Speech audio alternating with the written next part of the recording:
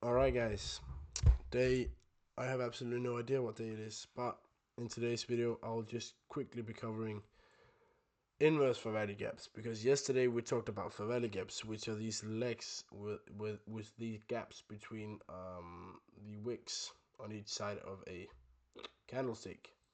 And what could we learn about these fair value gaps is that these fair value gaps can be magnets to price, where price wanna go before going lower, or wanna go down to before going higher.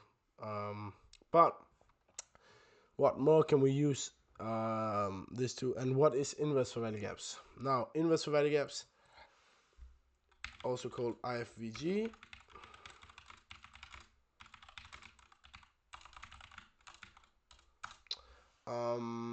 is a strong reversal sign.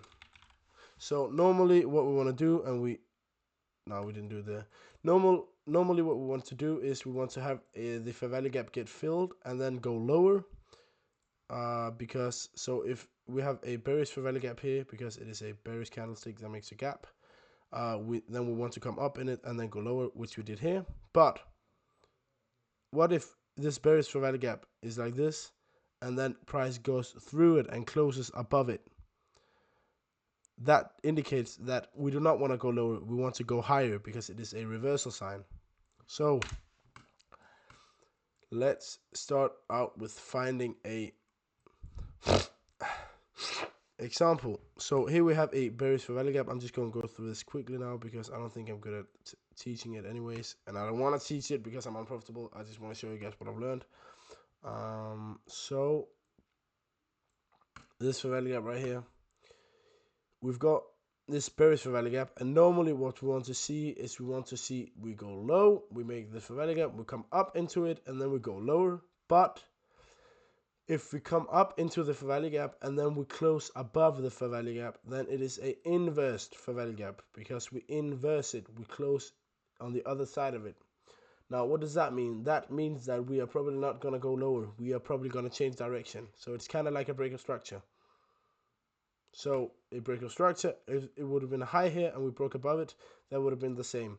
So a break of structure and an inverse fair value gap can work very much the same, because if we break above the high or if we inverse the fair value gap, it's basically just reversal signs. So we go low, then we come up, inverse the fair value gap, and then as you can see, we go very much higher. Now I'll just try and find an example the other way.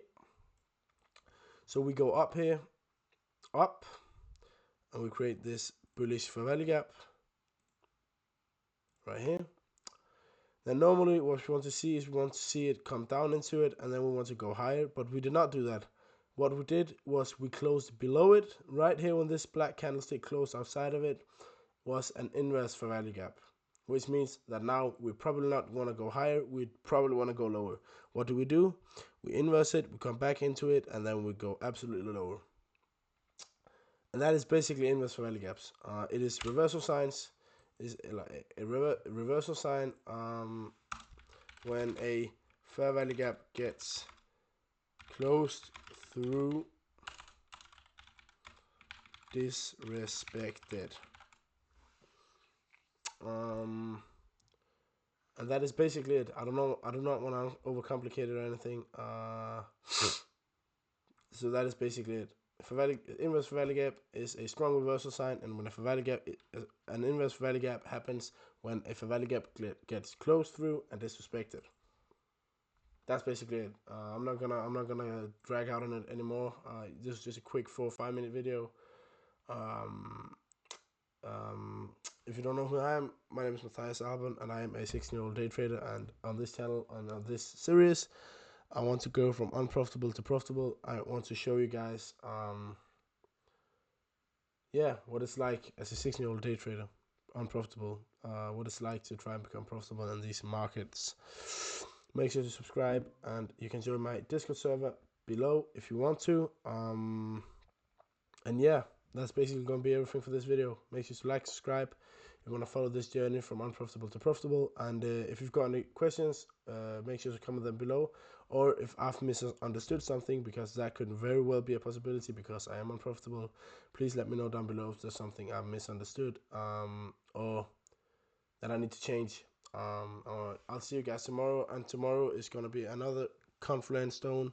I am not sure about which one it is yet, but we'll find out. You'll figure it out, I guess. Strategy stone. And yeah, so I'll see you guys in the next one.